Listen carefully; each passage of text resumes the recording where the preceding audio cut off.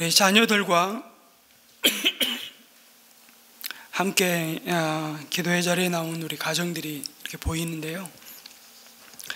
우리의 자녀들에게 평생 아마 이 새벽 2022년 새해 한 주간을 시작하면서 하나님이 이 시간들을 통해서 또 가졌던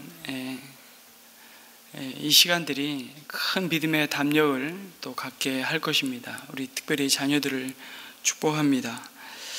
오늘 나라가 임하옵소서라는 주님이 가르쳐 주신 이 두 번째 간구에 대해서 우리가 좀 살펴볼 텐데요. 예수를 믿는 사람은 한 사람도 예외 없이 이중 국적자입니다.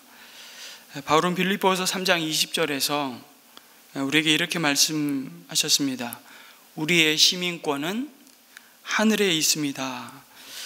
그곳으로부터 우리는 구주로 오실 주 예수 그리스도를 기다리고 있습니다. 우리는 대한민국 국적을 가진 사람이죠. 이 세상 나라의 국적이 무엇이냐? 이건 참 우리가 이 땅을 살아가는 데서 굉장히 중요한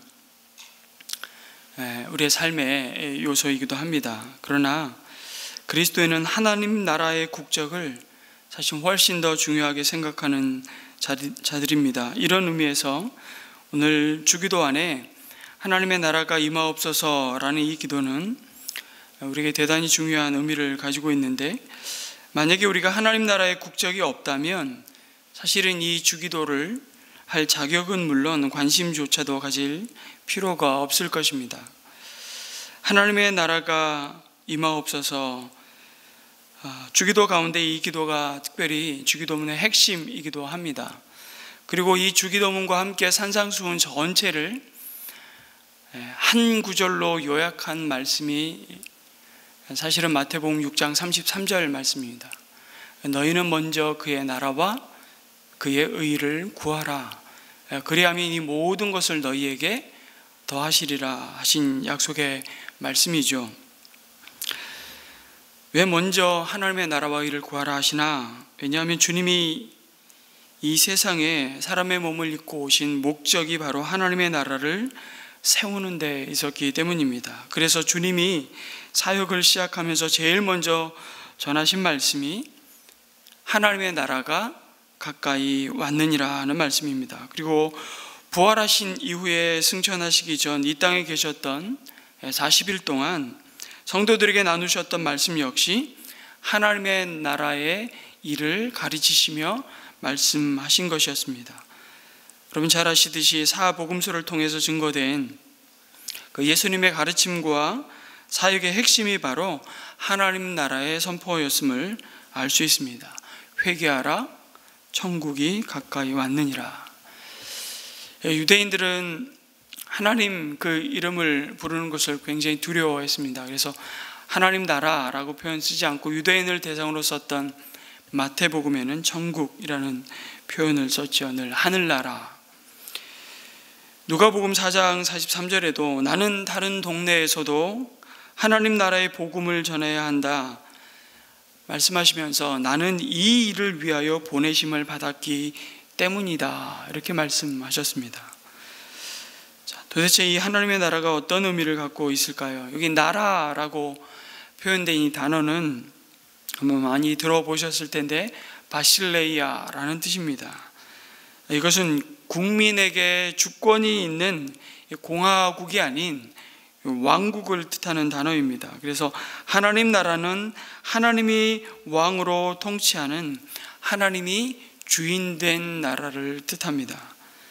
근데 우리는 하나님의 나라를 주권한 후에 가게 될 저 너머의 어떤 곳으로만 장소로 생각할 때가 많습니다. 그래서 우리는 처음에 복음이 조선에 들어올 때 그렇게 많이 부르짖었죠. 그리고 종종 우리는 지금도 노방전도 하시는 분들 표현 중에 지금 많이 그런 표현을 잘 안 쓰시는데 불신지옥, 예수 천당, 그렇죠. 이런 표현을 많이 썼습니다. 천당.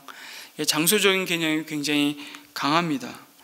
그러나 주님은 우리가 죽고 나서 가야 할 미래의 하나님 나라뿐만 아니라 이 땅 위에 이미 시작된 그 현재의 하나님의 다스림, 그 나라를 선포하셨습니다. 예수님께서 우리에게 하나님 나라에 가게 하소서라고 가르치지 않으시고 그 나라가 오게 하여 주소서라고 기도하도록 가르치신 이유가 바로 그것입니다. 그래서 아버지 나라가 이곳에 오게 하소서라는 기도는 한마디로 주인을 바꾸어 달라고 하는 기도입니다. 뭐라고요? 주인을 바꾸어 주십시오. 지금까지 내 인생 내가 주인 되어 살았는데 이제는 이 기도를 드림으로 하나님께서 내 인생의 주인으로 오셔서 나를 다스려 달라고 요청하는 기도입니다. 이 하나님 나라의 핵심은 그래서 이곳에서 저곳으로, 이 땅에서 저 하늘로 그 장소를 이동하는 데 있는 것이 아니라 이곳을 저곳처럼, 땅을 하늘처럼 바꾸시고 살게 하시는 그 하나님의 능력과 권능에 있는 것입니다. 그 하나님의 나라가 우리 마음의 심령에 이루어진 뭐라고요? 심령 천국. 완전하지는 않지만, 그래서 우리 가정에 하나님의 나라가 임하면 가정 천국이죠. 완전하지는 않지만 이 하나님의 나라에 들어간 이 사람의 복을 우리 요한복음 신학 강좌를 했지만 요한복음에서는 영생이라고 표현합니다. 놀라운 사실은 이 영원한 생명은 죽고 난 다음에 받는 것이 아니라 예수님을 믿는 사람은 이미 받아 누리고 있다고 말씀하십니다. 그 영원한 생명이 우리 속에 들어와 일하기 시작했습니다. 예수님의 오심으로 그 나라는 이미 시작되었습니다. 처음에는 아무도 주목하지 않고 겨자씨와 같이 작아서 아무도 눈치채지 못했지만 이렇게 시작된 하나님의 나라는 놀랍게 확산되기 시작합니다. 예수 그리스도가 계신 곳에 하나님의 나라가 임했습니다. 그분이 오시면 질병이 치유되고 어둠이 물러가고 빛 가운데 드러나고 귀신 들렸던 사람에게서 귀신이 쫓겨났습니다. 온갖 어그러졌던 것들이 바로 잡혔습니다. 그것은 하나님의 다스리심이 임했기 때문입니다. 이것은 마치 빛이 들어오면 어둠이 사라지는 것과 같죠. 그래서 이 하나님의 나라의 임재는 이 땅에 병들고 뒤틀린 현실과 그 속에서 방황하는 그 인생들을 보면서 가지셨던 주님의 비전이고 목적이었습니다. 그리고 그 주님의 비전과 목적을 이제 이 기도를 하나님 앞에 올려드리며 너의 소원과 목적으로 삼으라고 우리를 초청하십니다. 그것이 그 나라가 오게 하여 주옵소서라는 기도의 의미입니다. 거짓과 불의가 난무하는 죽음의 문화가 가득한 이 땅의 현실 속에서 우리가 가져야 할 비전이 무엇인지를 보게 하십니다. 여전히 많은 사람들이 다 기도합니다. 기도가 없는 종교는 없습니다. 근데 그 기도의 모든 내용을 가만히 듣고 있으면 내 개인의 출세나 이 땅에 속한 것을 좀 더 소유하는 것을 꿈꾸면서 그의 나라가 아닌 나의 나라를 위해서 살아가지만 주님은 당신의 나라가 임하옵소서라는 이 기도를 통해서 우리를 주님의 비전과 사명으로 부르고 계십니다. 여러분, 우리 마음에 하나님의 나라가 임한 사람들은 분명한 것은 우리가 이 땅의 수고를 다 마치는 그때 하나님의 나라 천국에 갈 것입니다. 이것은 삶의 마지막에 있을 일이지만 죽어 천국에 가는 것이 우리 신앙생활의 전부는 아닙니다. 이 땅은 그곳을 가기 위해 참 지루하고 무료하게 기다리는 뭐랄까요? 정류소? 대기소가 아닙니다.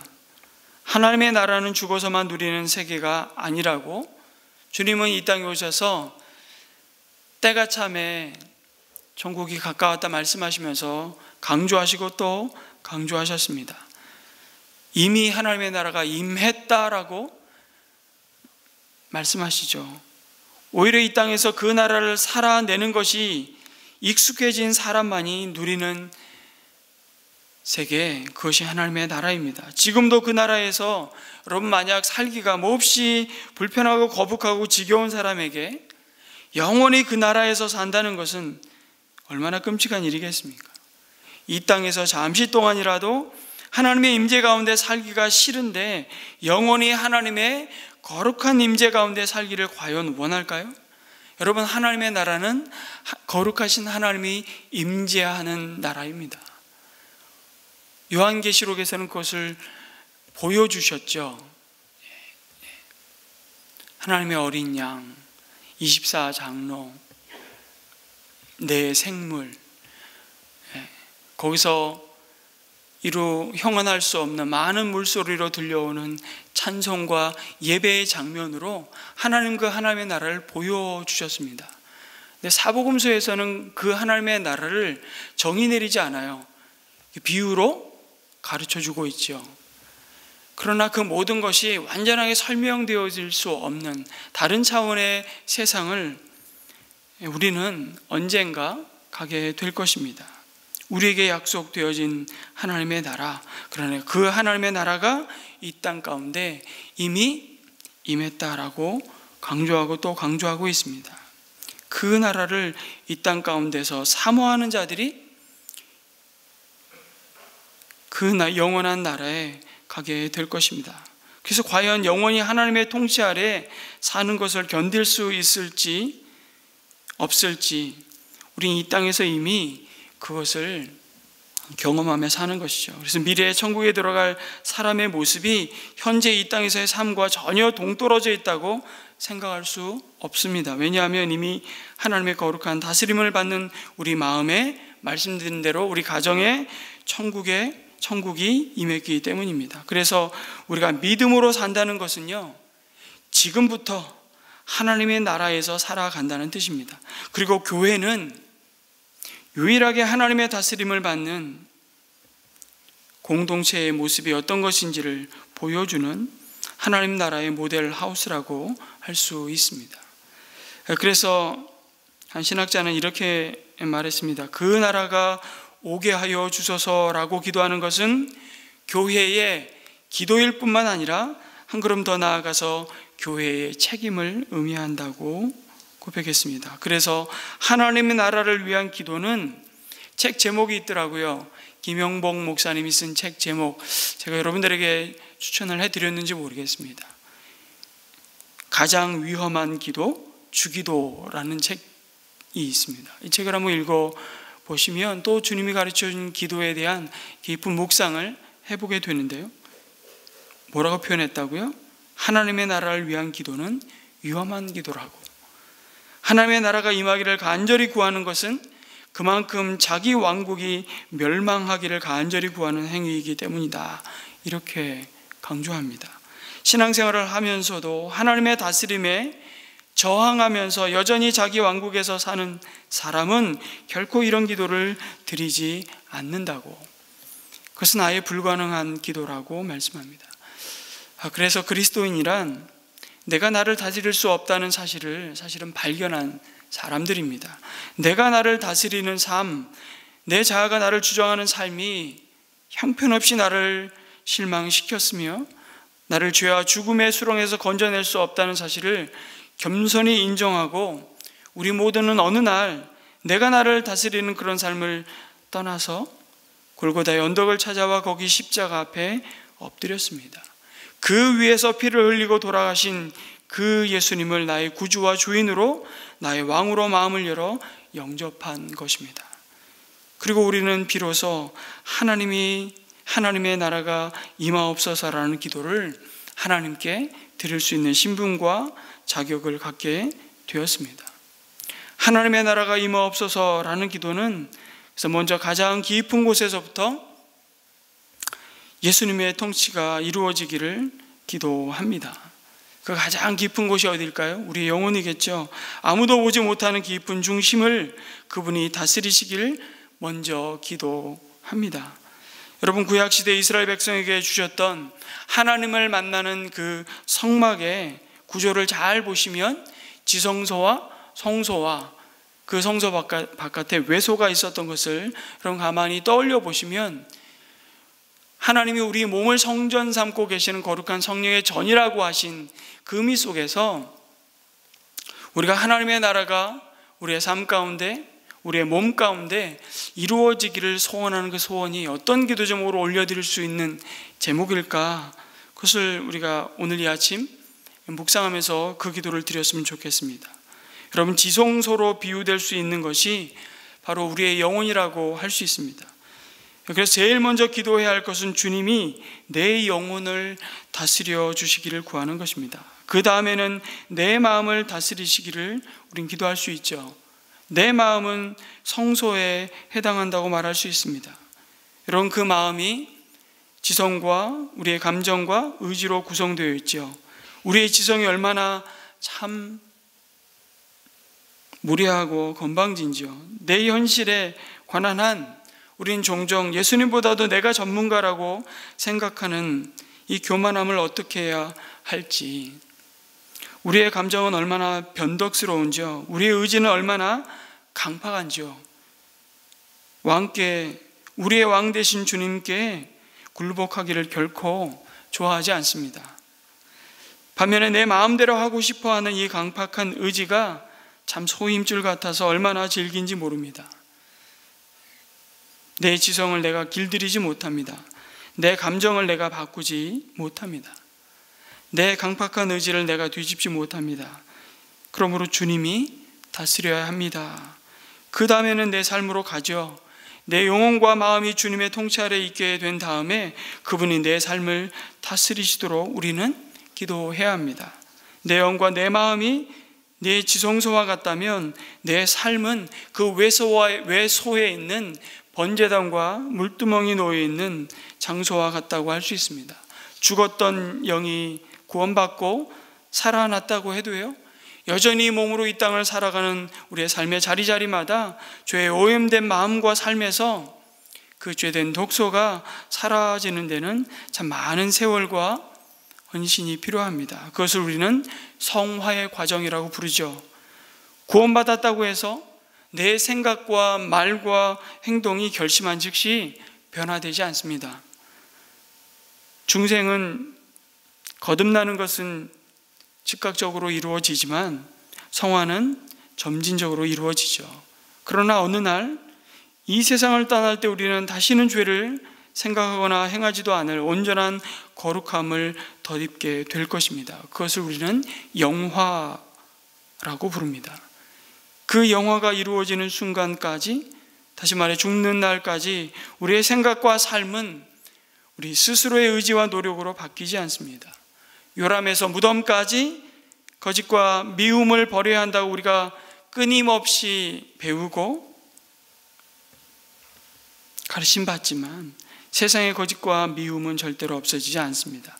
그것은 세상에서 들어오는 게 아니라 우리 안에서 밖으로 솟아나오기 때문이죠. 죄로 오염된 그 성품은 사람의 노력으로 결코 바꿀 수 없습니다.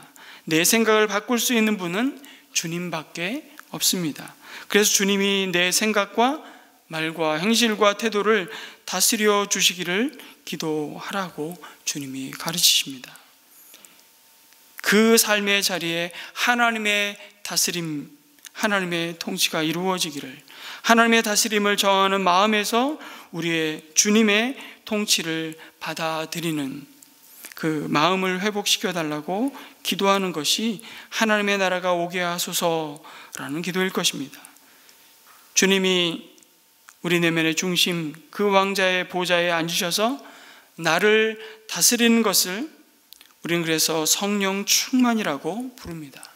그 성령 충만함이 우리를 다스려 주셔서 기도하는 자리에 임하시는 하나님의 거룩함과 능력으로 나타나는데요, 그것이 의와 평강과 희락이라고 말씀합니다. 우리가 잘 아시는 로마서 14장 17절 말씀, 저는 이 말씀 너무너무 좋아하는데요, 하나님의 나라를 이렇게 정의하고 있습니다. 하나님의 나라는 먹는 것과 마시는 것이 아니요 오직 성령 안에서 의와 평강과 희락이라. 여러분 이렇게 표현했습니다. 성령은 사이로 가시는 하나님이다, 이런 표현을 했는데요, 참 공감이 됩니다. 성령 하나님은 하나님과 우리의 사이에, 그리고 나와 너 사이에서 오늘도 그 막힌 담을 허무시고 일하시고 뒤틀린 관계를 치유하시는 분이시라는 것이죠. 그 성령 안에서 하나님의 다스림을 받는 백성이 누리는 은혜가 의와 평강과 희락이라고, 하나님과 형제자매와 화평한 관계를 맺게 하시고 거룩과 화평과 희락은 모두 이 회복된 관계에서 만들어진 열매라고 말씀하십니다. 그래서 오늘 이 아침 우리가 머리에서부터 발끝까지 성령 안에서 이 하나님의 다스리심을, 하나님의 통치가 이루어지기를 기도했으면 좋겠습니다. 어떻게 해요? 하나님, 오늘 내가 생각하는 것이, 내 머리를 가만히, 어떤 분이 이걸 몸기도라고 표현하셨더라고요. 우리 머리를 가만히 떠올려 보시면서 우리 머리로 생각하잖아요. 하나님, 오늘 우리가 생각하는 것이 우리를 통한 하나님의 생각이 되게 해주십시오. 우리의 눈을 두고 하나님의 나라가 오기를 구한다면 이렇게 기도할 겁니다. 하나님, 오늘 내가 누군가를 바라볼 때 나의 감정으로 바라보지 말게 하시고 주님의 눈으로 누군가를 보게 하여 주십시오. 나의 눈이 주님이 바라보시는 곳에 나의 시선을 두게 하여 주시옵소서. 여러분, 코를 두고는 어떻게 기도할까요?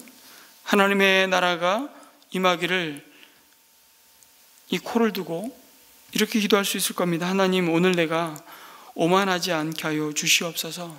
우리 콧대 높다고 표현하잖아요. 그리고 코라고 하는 것이 숨을 쉬는 것이 아닙니까?